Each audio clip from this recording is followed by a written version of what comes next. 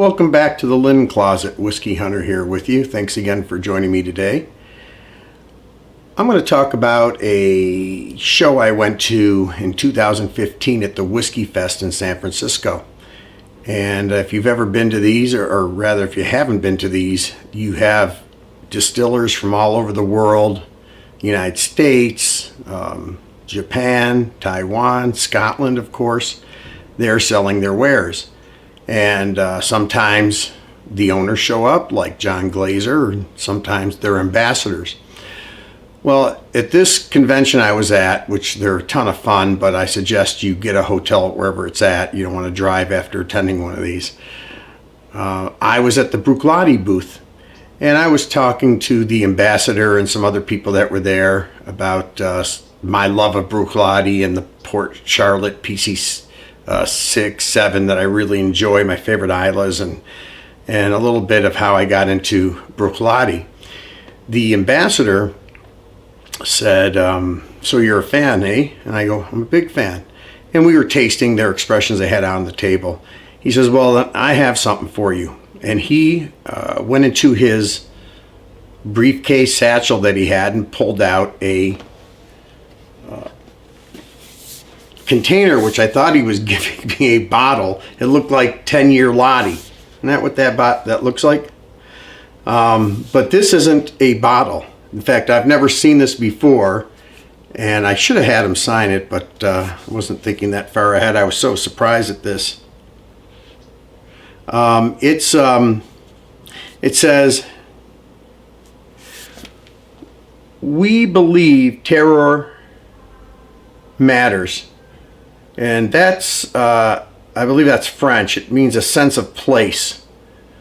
And it's not just a sense of place. It's the microclimate food or drink comes from, or whatever the perishable is, or the minerals from and the type of soil it's grown in. Well, Bruichladdich is saying they believe it matters. And I opened this up, and I found this inside, and I wasn't exactly sure what I was seeing at first. And I noticed each one was labeled 1 through 8, I believe, right? And it says Isla, authenticity, barley, slow, relaxation, people. There's a little caption on each of these. They look like a hockey puck, kind of. Slightly bigger, and they're each on a shelf. You can see this. It's maybe 1 inch thick, 1.25 inches thick, and on the one side it has a saying, and as it said on the box, we believe terror should I'm probably pronouncing that wrong, should matter. It says on the front of it, Isla, pertaining to the region Bruichladdich in. And this reads, at Bruichladdich, we mature all our spirit for all its life in our warehouses above Loch Indal. How could it be any other way? And then on the back side of these, it has one of their expressions. This is the botanist. All right. You go to the next one, and you can see the little shelves these sit on in here. I wouldn't want to get these wet. They appear to be cardboard of a sort, and this is probably cut vinyl over the top of it. This says authenticity, and then on the box, you can see it's got some Bruichladdich in a glass. And it says, we believe authenticity matters. Bruichladdich whiskey is bottled naturally, unchill filtered, and with no color added. This retains the vital natural oils which give our spirit its complete flavor profile and mouthfeel. And then on the back of this one, the Lottie Classic. And the next one, and each one's different. This says barley, we believe barley matters. And so forth. And of course on the back of this is the Isla Barley. And there's 8 of these. Soul of the Artist. This is Black Art. What a great dram this is. The next one is, it says Slow. And on the caption, it says, "We believe slow matters. Our Victorian equipment still runs at a slow and relatively uncommercial pace. Our aim is for the highest quality spirit, whatever it takes." And on the back of this is Port Charlotte Scottish Barley. I won't read the rest, each one individual, but this one says relationships, and this is regarding Port Charlotte Isla Barley again. People, and talks about, of course, the people which they put on there, like PC 7, 6, 8, 9 of different employees at the distiller. This is the Octomore Scottish Barley. And the last is also Octomore Scottish Barley, and it's Challenging Convention. This is the empty container. So I think these are display pieces that they just put bottles to put them up on, prop them up, and probably each of those expressions I was saying. And it's a unique piece he gave me. I haven't seen anyone else that has it or talked to people that have seen this before. It's kind of neat, and it sits on my shelf with my Bruichladdich. Today we're going to review a Balcones. This is the Brimstone. Now, this is an older Brimstone, batch 13-1. So this is January of 2013. This is when Chip Tate still owned the distiller. It says it's a Texas Scrub Oak Smoked Corn Whiskey. It's 53% ABV. It's non-chill filtered. I don't know about color. I suspect it may be added. It's a pretty dark color. It's not that old of a whiskey. It's a non-age statement, but I mean, Chip Tate started the business in 2008 in Waco, Texas. In 2014, I think it was September, he was suspended by the board of directors because of infighting between what he wanted to do and what they thought he should do. And then by December of 2014, they bought him out and he was out of the company. I don't feel the expressions are the same anymore. I have another Brimstone I got back then. I also have a Texas single malt whiskey. You notice it's spelled without the E in whiskey. This is bottled 10 of 2014. And like I said, once Chip Tate left, who was really the genius behind that, you know, I'm sure the expression changed.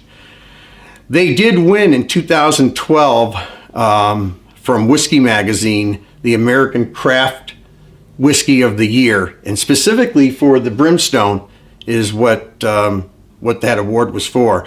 It's 100% corn mash bill with 100% blue corn, hoppy blue corn. I think at the time this ran me maybe $80, and today it's I don't know how easy it is to find today, but I think it's up around $80. Let's go ahead and take a look at the color of this. I think there's chill filtration, color added, but I'd say this is like a deep amber. The legs on this,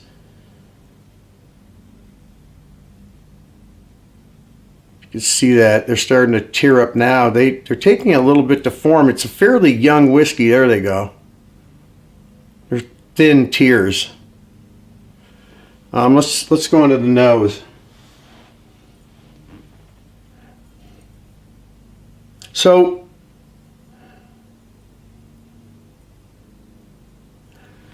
unlike Pete, this is this Texas Scrub Oak, which is actually a plant.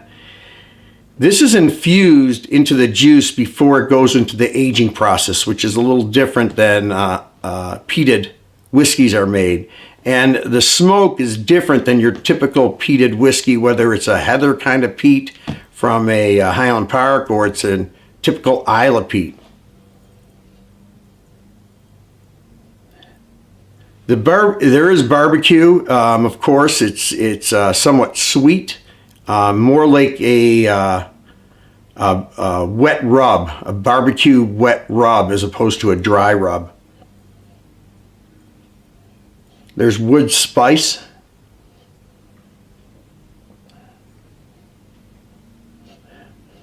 I get shoe polish, a shellac kind of aromatic. It's not that it's off-putting, it's different. Vanilla's in there. Maybe a light brown sugar.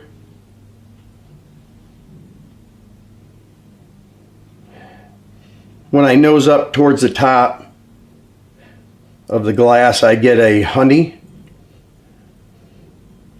and some dark fruits. Not really lighter orchard fruits in my tasting in here. I also get peppery smell and a smell reminiscent of tortillas,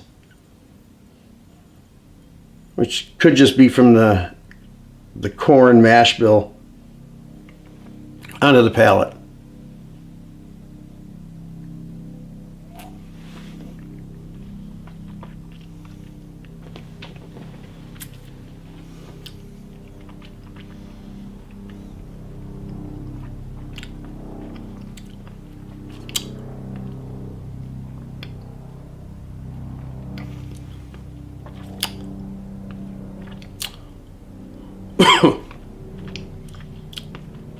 This is 53% ABV. That barbecue comes in first. Then the alcohol comes in. And it comes in like a typical very young whiskey. It's very astringent. It's assaulting a little bit. It's one of the reasons I don't like real young whiskey. I do not like the assault, astringency you get with that alcohol where it hasn't really had a chance to integrate with the cask and have those flavors of the cask take over the alcohol. Some, you notice some whiskeys have a high ABV. You really don't taste the alcohol per se. You taste the flavors because they're so infused from the casks over age. This is the opposite. Wood spice. Let's have another sip.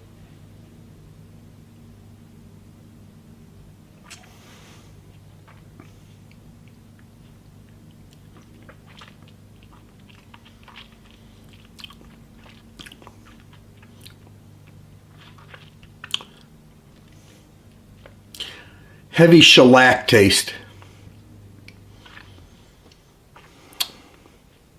A confectioner's glaze. And I know in confectioner's glaze there is a shellac component.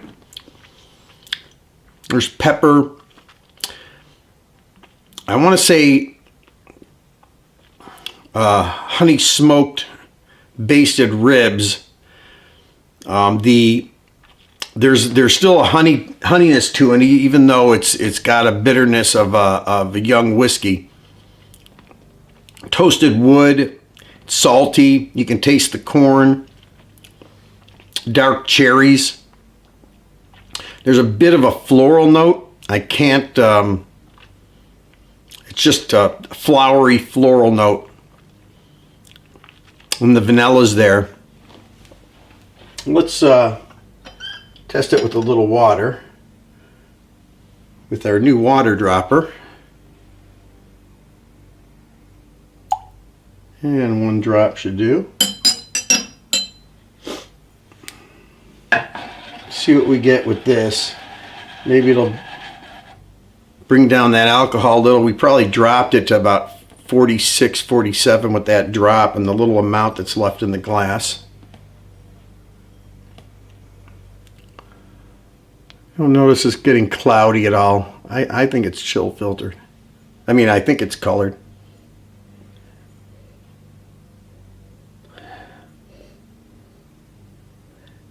It's brought out more fruit in the nose. That was a little subdued with that wet scrub that I was nosing before.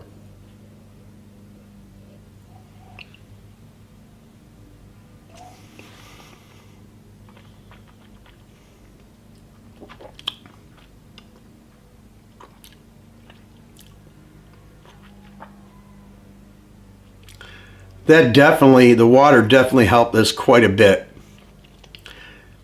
It's not so much alcohol, but I got to tell you, the alcohol in here is almost a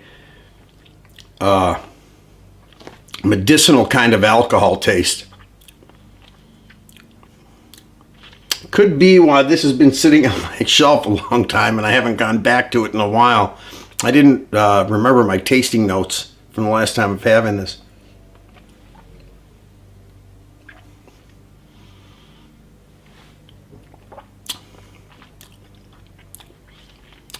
There's some plums in it.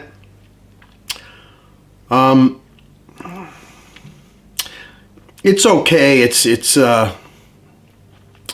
different. It's definitely different the way that Chip Tate has infused this Texas scrub oak into it.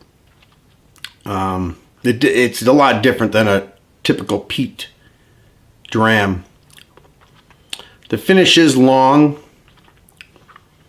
That smokiness stays. I'd have to rate this. I'd have to put it at about a 78 for me. I haven't compared it to what they've released after Chip Tate left, but I don't think I'd buy another bottle at 50, 30. Doesn't really matter. If I don't like the taste, then it doesn't matter the price. I'm not going to want to drink it.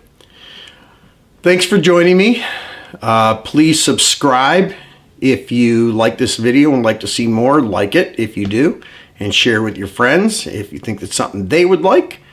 There's links below to my Instagram and my blog.